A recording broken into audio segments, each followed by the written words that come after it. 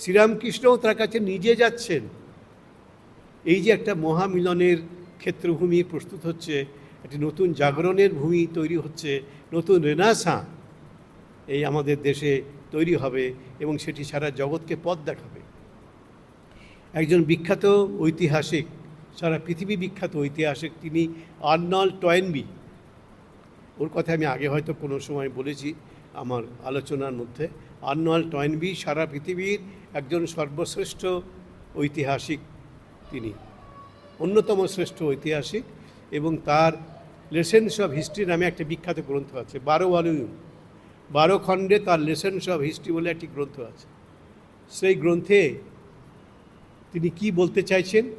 তিনি বলছেন আজকে সমগ্র পৃথিবী, সেই সময়টায় যখন শ্রীরামকৃষ্ণের এই কথাগুলো আমরা শুনছি, জানছি, তখন এই টয়েনবি বলছেন, বিখ্যাত ঐতিহাসিক টয়েনবি, পৃথিবী বিখ্যাত ঐতিহাসিক, তিনি বলছেন আজকে সমগ্র পৃথিবী দুটি ক্যাম্পে বিভক্ত হয়ে গেছে।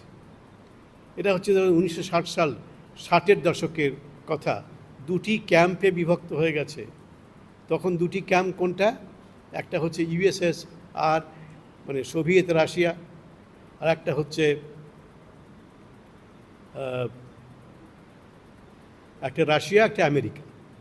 সোভিয়েত রাশিয়া, USSR, এখন আর USSR নাই, এখন শুধুই রাশিয়া, আর আরেকটি হচ্ছে আমেরিকা। এই তখন থেকে যুদ্ধ করছে, লড়াই করছে, এখনও চলছে। আপনারা দেখছেন যুদ্ধ আর থামেই না, যুদ্ধ শেষই হচ্ছে। শ্রী মা তখন জয়রামবাটিতে আছেন, মা সারদা দেবী হতে লেখাপড়া শেখেননি। কয়েকদিন স্কুলে যাওয়ার চেষ্টা করেছিলেন, একটা বর্ণপরিচয় ঈশ্বরচন্দ্র বিদ্যাসাগরের জোগাড় করেছিলেন, করে ওটা পড়ার চেষ্টা করছিলেন, বা যে ওদের বাড়ির মধ্যে লেখাপড়া শিখেছে তার কাছ থেকে তিনি পড়াশোনা শিখতেন। কিন্তু একজন এসে পুরুষ সদস্য, হৃদয় মুখার্জি, তিনি শ্রীরামকৃষ্ণের ভাগ্নে, বলছে মেয়ে মানুষ আবার পড়বে কি? ভাবুন, আজকে এগুলো আমরা ভাবতেই পাই না। আমাদের কোনো মানুষের এরকম মত নেই যে মেয়েরা পড়বে না, বরং মেয়েরা পড়বে, এটা আমরা চাই। শ্রীরামকৃষ্ণ মাকে তখনকার দিনে বলছেন তুমি পড়ো, লেখাপড়া শেখো, কোনো অসুবিধে নেই। কিন্তু হৃদয়, শ্রীরামকৃষ্ণের ভাগ্নে, তিনি মায়ের কাছ থেকে ওই বইটা কেড়ে নিলেন।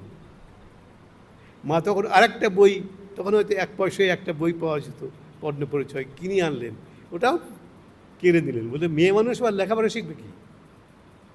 আজকাল কি নাটক নভেল পড়বে? নষ্ট হয়ে যাবে। এই তাদের এরকম মত ছিল।